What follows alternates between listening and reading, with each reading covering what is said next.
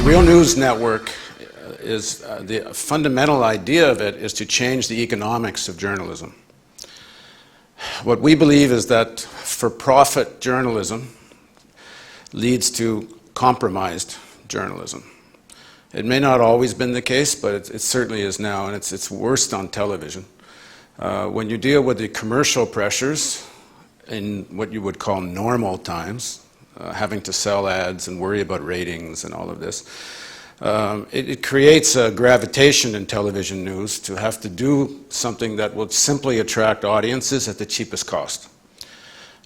These are normal times, and that leads to closing of foreign bureaus. It leads to news that's very superficial, and also news that's safe. It stays on the official page, within the official narrative, because it's best for your commercial interest. That's the best case scenario. The worst case scenario is at times of crisis. At times of crisis, it's not a commercial imperative, at least not a narrow one, that kicks in. It's a political imperative. And you can see it in many countries, but you saw it in the most exaggerated way in the United States in the lead up to the Iraq War, where when Colin Powell went to the United Nations, any good journalism would have been able to say on the day Colin Powell told the world that Iraq had weapons of mass destruction, a good journalist would have been able to debunk that on that day. In fact, Scott Ritter, who was the American nominee to the United Nations inspection team in Iraq, he'd left the inspection team about 10 months earlier, but he spoke in Tokyo on the very day that Powell spoke to the United Nations. And Ritter said to a meeting of the Foreign Press Association of Japan that everything Powell had said was a lie. And it turned out Ritter was right. That speech of Ritter's, that was covered by AP on video and in their text wire services. Every news organization in the world got Ritter's speech, and nobody used it. And everybody simply let Powell get away with what helped lead to an illegal war. So the idea of the real news is through the internet, through thousands of people around the world contributing small amounts of money, we can create the financial base to create a news organization that can try to describe the world as it is. We think good journalism first starts with accepting that you can't know any absolute truth. And when we say the real news, we don't mean we know some absolute truth. What we mean is that there is a real world out there, and we all have direct experience with it. And we want to cut past all the propaganda and the spin that describes that world through news, because we're now entering a period of human history which is certainly one of the more dangerous crossroads we've ever been in. And perhaps as never before, we need to know what the reality is. We're now entering a period of a general crisis of the world capitalist system. It's the big one, if one, according to just about every economist you could talk to. We've been riding bubble to bubble to bubble the last 30, 40 years, and the big bubble is bursting. And you add to that the climate change crisis, and then out of this, the geopolitical tension that already existed is going to be exaggerated many, many times. Just start with a country like Pakistan. So we need to know the reality, because I think it's very clear that the traditional political process in virtually every country, with some exceptions maybe in Latin America, is paralyzed. No fundamental solutions are going to come from any of the traditional political parties or traditional political process. So our objective is uncompromising journalism. And what that means is to follow, we believe in facts. We believe we will never know all the facts. And we'll follow the facts as best we can wherever they lead. And we'll question assumptions. And to do that, you need independent economics. I'll tell you how this came to pass, how I got here. I'm actually a filmmaker, is what I really am. I'm known for, my last film was called Return to Kandahar, which I shot in Afghanistan. And about 4 or 5 years ago, the last thing on earth I wanted to do was this. I'd been juggling many balls. I'd been making films and doing the debate show. And what I really wanted to do was make a fiction film. And I started writing a script called 2020. And it was about a documentary filmmaker in the year 2020 who stumbles on a political conspiracy. And I was coming to the end of doing the debate show after 10 years, and I wanted to focus just on making one thing, this movie. And I wrote most of the script, and I think it was pretty good. To write the script 2020, I had to imagine what does the year 2020 look like. So I started trying to imagine 2020. Okay, so we're not going to be probably flying around in spaceships. But you start extending the current trends. Anyway, so I'm typing what all this is going to look, 2020 is going to look like, and it doesn't look good. The idea for this network had started to percolate in my mind around that time.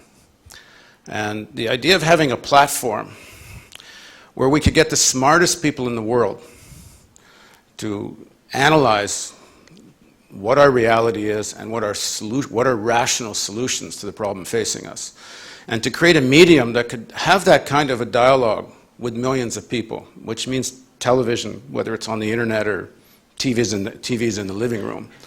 So I was looking, well, what does 2020 look like if we have that kind of a network, and if it's financed by ordinary people, and if it's independent, and if it has the guts and courage to stand up under political pressure. And guts and courage comes from economic independence. You know, we're not thinking that we have some super characteristics, those of us working on the real news. We're ordinary people as you are. If you have economic independence, you can stand up under pressure. So I'm writing this script, and I'm saying, well, 2020 looks better with that kind of a network. And so then I came to this moment where I had to make a very big personal decision, which is, do I want to write about it or do it? And I think we're all going to be facing this kind of moment right now, that one can understand theoretically what we're moving into. But life for most people in Europe and North America, at least, still kind of carries on sort of normally right now. And at some point, you have to actually believe what you think is coming and start acting now. Because if we wait, the longer we wait, the more difficult it's going to be to deal with to find the solutions. So at some point, about 4 years ago, I just decided, okay, pardon the language, the shit is going to hit the fan. And it was also in the context I was doing this debate, running this debate show on CBC. So the debate show, running this show, really opened my eyes about television news. I mean, I knew television news was crappy, but when we were doing the debate and had the ability to go into these questions day after day, then we could really see how bad TV news was. And there was a particular moment for me, or I should maybe two moments. One was 9/11. The morning of 9/11, we had been off for the summer, and we were planning to be back on the air on 9/17. And we had planned our show, and so we're sitting there in our offices getting ready, and the planes hit the buildings, and we watched in shock like everyone else. And then 2 days later, President Bush went on television and called on the world to start a war on terror. And so I phoned CBC. I said, we can't wait till the 17th to go on the air. And so they said, okay, you can go on Friday, which I guess would have been the 14th, or so I think we went on. And the morning of the 14th, there were editorials in newspapers across North America and in much of the English-speaking world. I don't know what happened in the non-English-speaking world. But the editorials went like this. If you try to connect the events of 9/11 to U.S. foreign policy, if you talk about such a thing as root causes, And if you say this is anything other than a fight between good and evil, then you're blaming the victims and you're capitulating to terrorism. And there's a tremendous campaign to shut down the analysis of why 9/11 had taken place. So we had this weird relationship with CBC. We were an independent production, and they didn't really have much control over what we were doing, which is partly why a couple of years later we were canceled. But we did the debate that night. We debated root causes, and we debated US foreign policy in the Middle East. And we started a rational conversation about why 9/11 events had taken place. And then we continued our coverage through the war in Afghanistan, the war in Iraq, and we were debating the real reasons, especially for the war in Iraq. And at the same time, American media was I don't know, you must have seen it through CNN. I know CNN International is a little better than what the CNN that's seen in North America is. But the coverage of the lead up to the Iraq war was as bad as Pravda ever was. So this became a very big choice for me right around this point, which is, do I continue living life normally? Do I make my movie? And I was in a pretty good position because I had a track record. My documentary films had always done very well. They'd been seen on BBCs and Artes and in North America. I was one of the filmmakers that actually could raise money for films. And I had the TV show. So I had to decide, do I believe my own rhetoric or not? And so I decided life is short. And I guess the fundamental decision for me was that unless if I'm not doing the thing I think is most meaningful, then I'm not happy. You know, when you reduce it to that, if I'm not doing the thing I think is the most significant with my life, then I feel empty inside. There's another moment, I guess, that was a very formative moment for me. I had this chance to go to Afghanistan in 2002 and make the film. And you couldn't do it now. The situation in Afghanistan has deteriorated so badly. But we were able to go from Kabul to Kandahar, back to Kabul, up to Mazar-e-Sharif. And on the road from Kabul to Kandahar, we stopped at a roadside restaurant. And we met this young boy at the restaurant, and we're sitting on the cushions and drinking tea. And so I asked how old he was, and through the translator. And he just kind of smiled sort of in an embarrassed way. And the translator told me he doesn't know because he can't count. Schools in that whole part of Afghanistan had been closed for over 25 years. There were some truck drivers there. And one of them said, "Where are you from?" And I said, "Guess." And he said, "Germany." And he thought Germany because the Germans had started building a school near where we were. And I said, "No, I'm from Canada." I said, "Do you know where Canada is?" He said, "Oh, yeah, next to Germany." Well, he'd never seen an atlas. He'd never seen a globe. He's never seen a map of the world. To put this in context, before the Russian invasion of Afghanistan and then the civil war that followed after the Americans essentially abandoned Afghanistan, the cities of Afghanistan were relatively sophisticated. The woman I made the film with, who grew up in Kabul, when she was a teenager in Kabul in the early 80s, if you wore a burqa to school, you were laughed out of the school. They thought you were like some country kid that had shown up. She worked at a radio station in Kabul. She wore blue jeans and Western clothing. It was a relatively sophisticated city.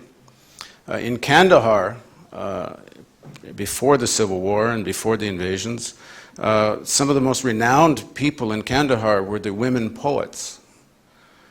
So it struck me what had happened in terms of the geopolitical machinations of Russia and the United States had destroyed this place. And the Americans had done something very specific in Afghanistan, which they've done in many countries, which is they ally themselves with the most backward rural forces. So in Afghanistan, they gave these tribal leaders money, Stinger missiles and guns, and these backward tribes imposed themselves on the cities. And the issue of like democracy and all this simply wasn't an issue. The issue was creating a situation in Afghanistan that was conducive to what the U.S. government of the day thought was in their interest. But for me personally, it was another thing that just struck me, that that much of the world is heading into medievalism as far as we move into the digital age. And this medievalism is going to come and bite us over and over again. So and of course, moving into this new financial crisis, the situation is going to get even more exaggerated. So we can talk more about these kinds of things if you want, but the short of it is that the political process is paralyzed in most of our countries. I can't say anything about the politics of Estonia, I don't know. But in most of the countries, political process is paralyzed, and the media creates this false narrative of our lives, which reinforces this paralysis. So what we're trying to do is break this monopoly on daily news, and through creating this internet and TV platform, contribute to breaking the political paralysis. Like if you take Iran, the American intelligence agencies, about 8-9 months ago, issued something called the NIE, the National Intelligence Estimate, where all the intelligence organizations together do a report on various questions. So they did a report on whether or not Iran has a nuclear weapons program. And the NIE came to the conclusion that there was not a weapons program, that Iran was not close to having enriched uranium at a point where there could have a weapons program. And if they ever really wanted a weapons program, which there was no evidence they did, they're something in the close to 7 to 9 years away from being able to do it. That was a 2-week story in the United States. It went away.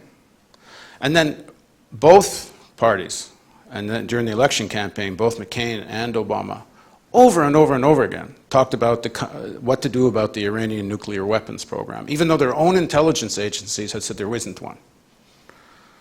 So we have been doing that story all along.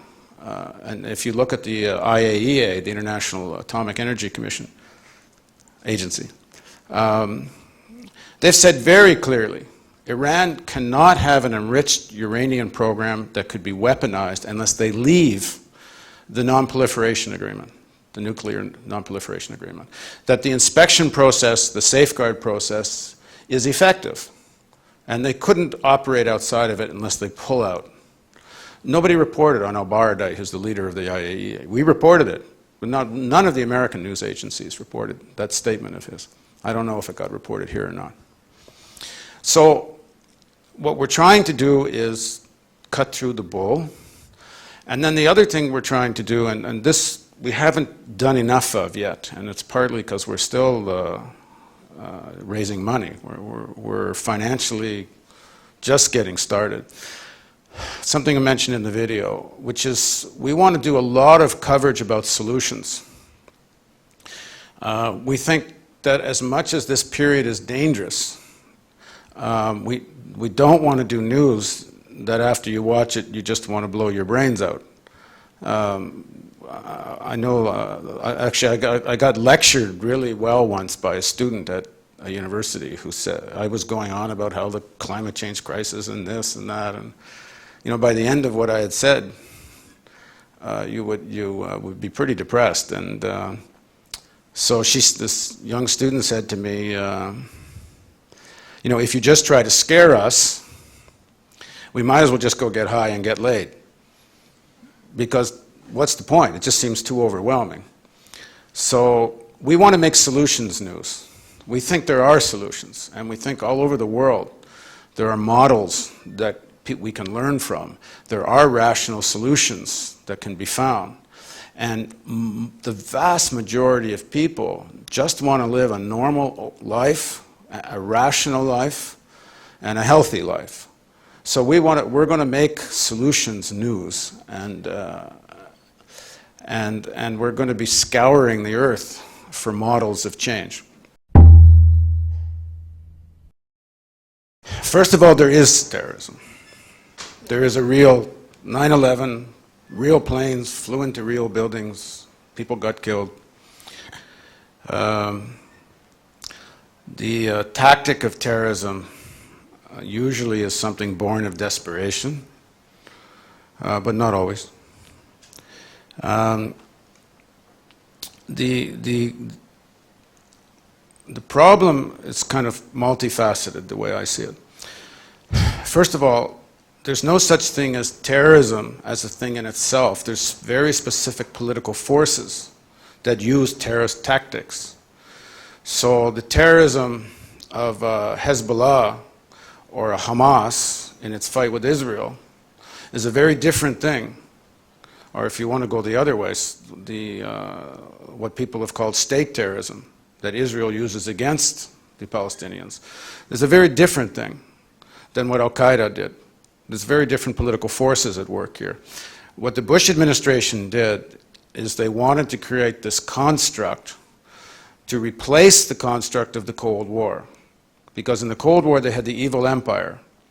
And the evil empire of the Soviet Union justified the US doing anything they wanted to around the world, including creating a whole infrastructure of corruption throughout Africa, Asia, Latin America, regime after regime, which were thieves and had nothing to do with really fighting against any influence of the Soviet Union. They were fighting against their own people, the yearning to have their own independent nations, to have control of their own natural resources, and so on. So the evil empire justified the military-industrial complex and the assertion of US hegemony everywhere. With the fall of the Soviet Union, they lost their evil empire. So they needed another evil empire. And terrorism, as this abstraction, became the new evil empire.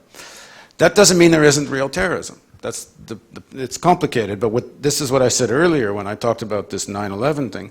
They don't want to talk about why Al-Qaeda exists. They don't want to, like there was a photograph in the video, I don't know if you saw it, but it's Roosevelt on a destroyer in 1945, meeting with King Ibn Saud from Saudi Arabia. And they make a deal with the Sauds. Roosevelt makes this deal, which is, we're going to have you control the oil of Saudi Arabia. You're going to make a deal with the Wahib tribe. Wahhabism is this extreme form of Islamism. And we're going to use you, and Eisenhower actually said it quite explicitly, we're going to use the Saudi royal family to spread Islamic extremism throughout the Middle East in order to fight nationalism and socialism. So the roots of this, Al-Qaeda, and the roots of bin Laden are found in this Saudi-US connection that goes back right to just after World War II.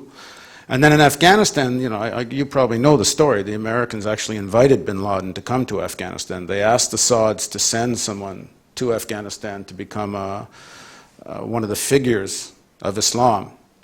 I mean, I'm no fan of bin Laden, and if they caught him tomorrow, I think that would be a good thing, personally. But if you read his message to the Americans, which he sent in 2004 on October 29th, just before the November 4th election, he said that if you say we're fighting you because we hate freedom, he said, well, if that's true, why don't we attack Sweden?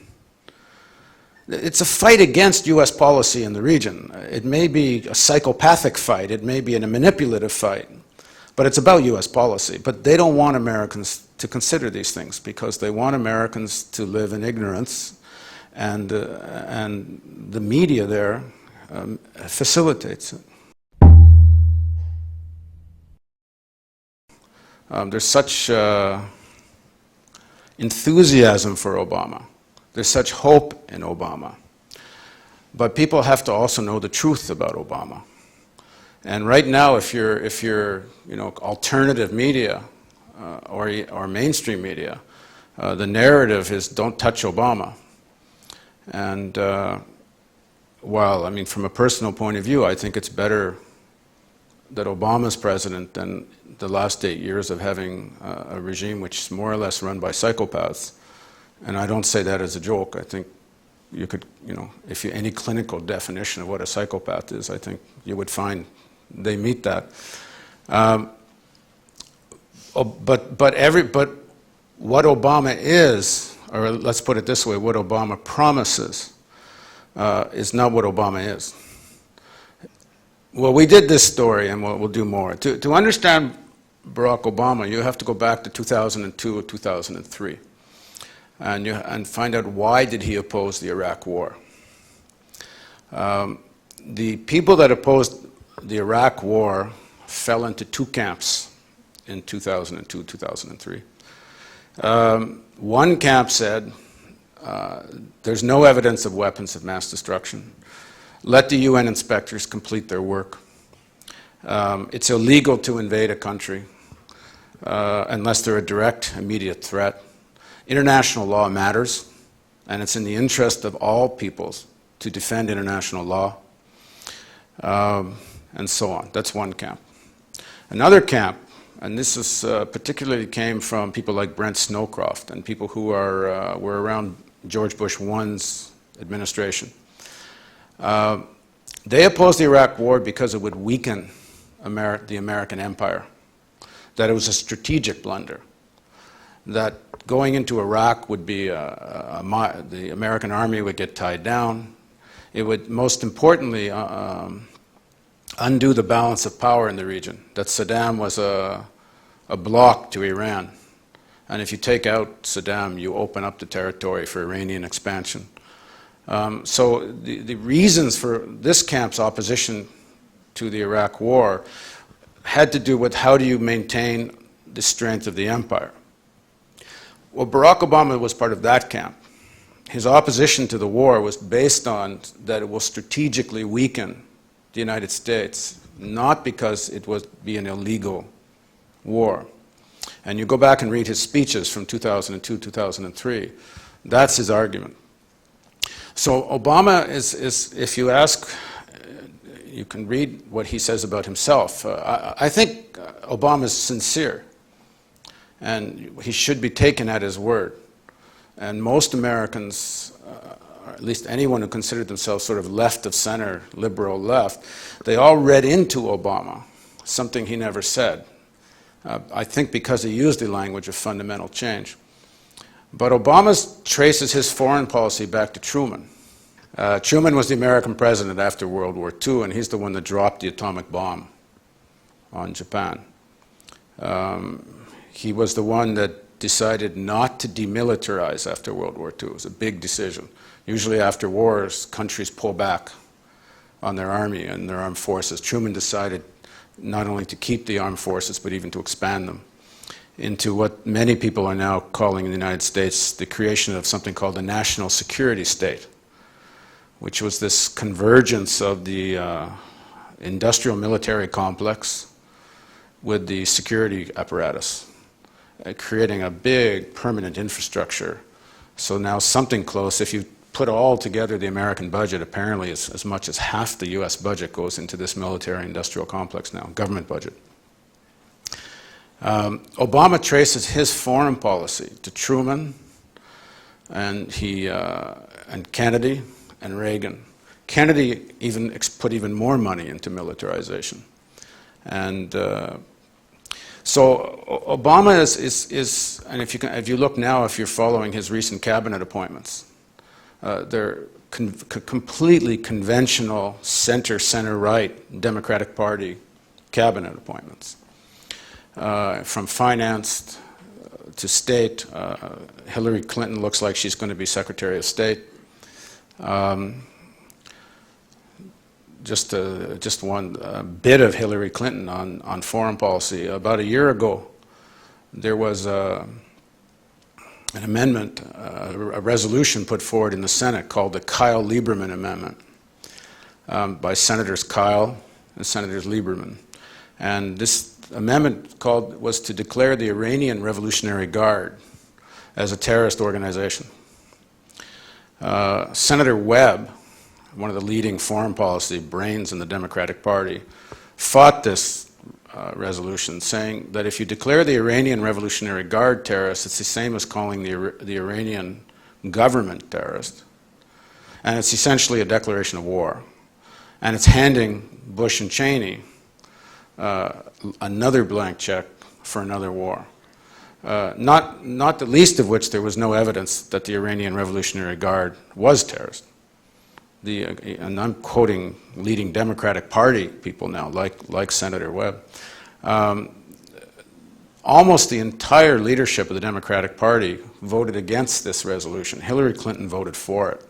The point is that Obama is exactly what he says he is.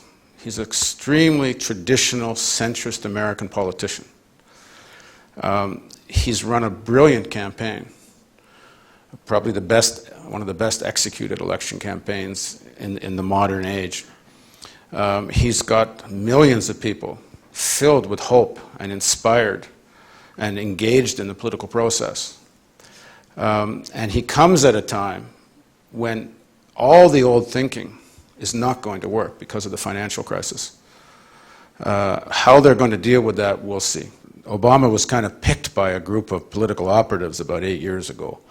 And their first big breakthrough was the 2004 Democratic Party convention, where they got Obama to speak a keynote speech, which was the beginning of this run to the presidency. His major funders are Soros and Warren Buffett. It's a section of the elite, and they do want change. They want a more vibrant domestic economy. They want more investment in an infrastructure. They're for a more rational capitalist system. Soros says something which I think was very good, which was interesting, I thought, because Soros helped finance a lot of the really neoliberal governments come to power in Eastern Europe who believed, many of them, in a real total free market. And Soros said the other day on American television, he said that what he calls free market fundamentalists, that they believe that a free market will always correct itself. And he says it's not true. Soros was saying that a free market will always go to extremes unless government comes in and corrects it. So the group around Obama want a more rational capitalism, which is, I mean, from a personal point of view, I think is better than an irrational capitalism. So, it's good. But do they want fundamental change for ordinary people in the United States? And I would say no. It brings up a whole question of whether the Obama administration is going to hold the Bush administration accountable for crimes. And the biggest crime will be the war in Iraq. The second biggest crime will be illegal spying on the American people. And the issue of the holding accountable holding a president accountable for crime and the vice president, we've been reporting on.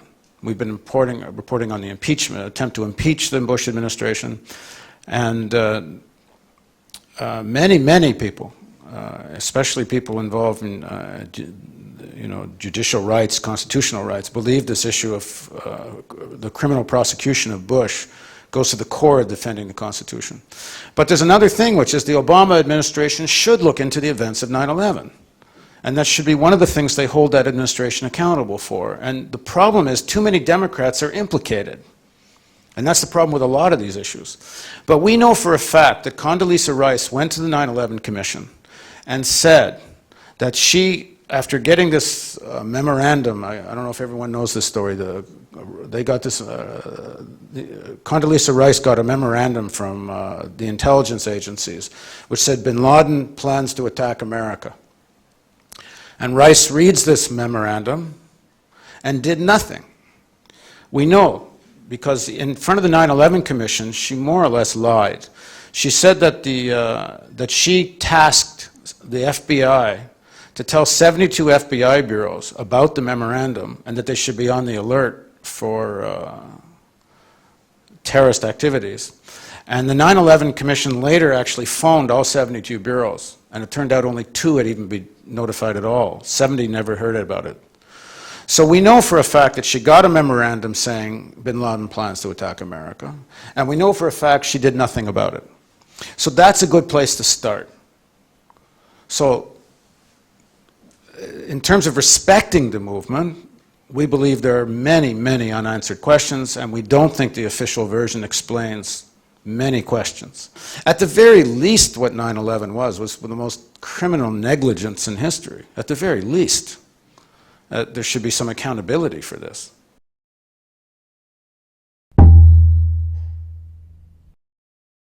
Well, there's different days. They, in the most general, is the elite.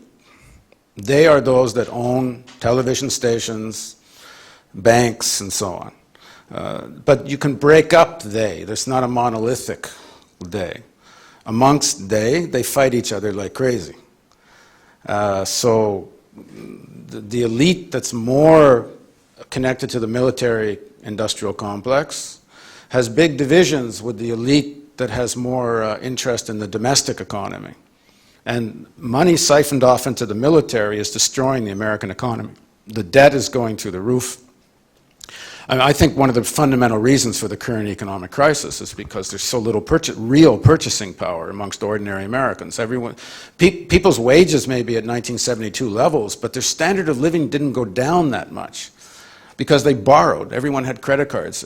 I don't know what it's like here, but it's crazy. Every day, you know, I must at least once every 2-3 weeks, I get another credit card in the mail. They were just giving credit to everyone because there was so much capital in so few hands. They didn't know what to do with it. So one of the things you can do with it is keep loaning it to people in some way or another.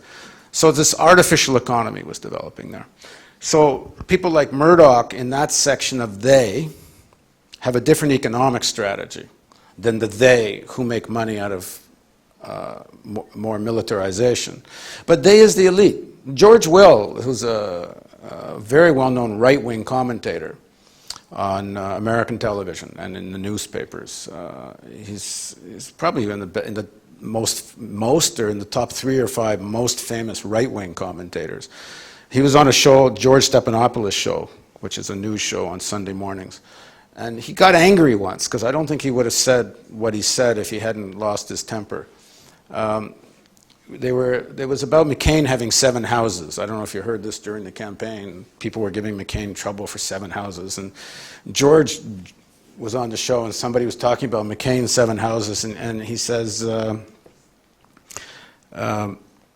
this is ridiculous. Who cares if he has 7 houses? America has always been ruled by its aristocracy.